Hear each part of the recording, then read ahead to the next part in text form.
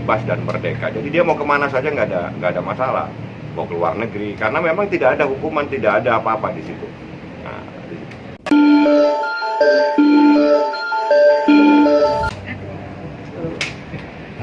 Yuk, yang Iya.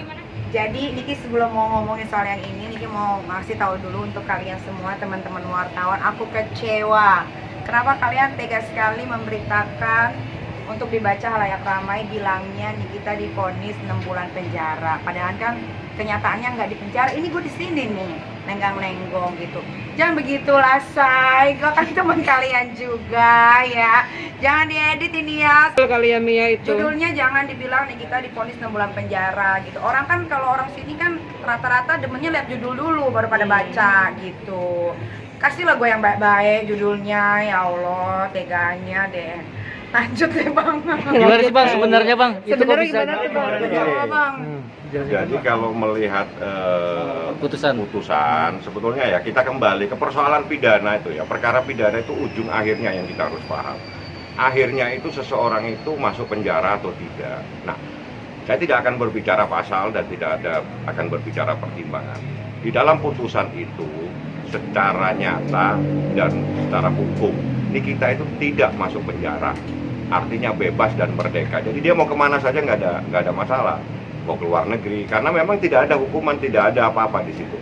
Nah, jadi intinya perkara pidana itu kita cari dulu kemana akhirnya.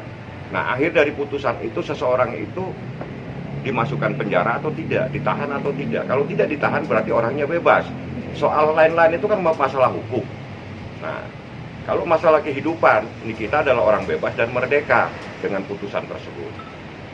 Kalau bicara hukum, ketika putusan itu 6 bulan penjara tapi tidak dipenjara, kalau Nikita Mirzani ada apa-apa langsung ditangkap atau gimana bang? Enggak seperti itu. Jadi tidak seperti itu bahasanya, karena di dalam putusan itu secara tegas dinyatakan hanya percobaan manakala ada sebuah keputusan. Nah, artinya harus ada putusan lagi supaya dia bisa dilakukan penahanan. Dan kalau putusan itu sendiri jelas, Niki adalah tidak harus menjalani hukuman dan dia orang bebas.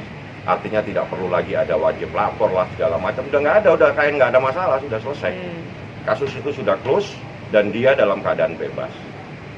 Nah, itu yang harus dipahami. Jadi jangan kita melihat, membaca secara memasukkan sesuatu tapi kita tidak paham maknanya.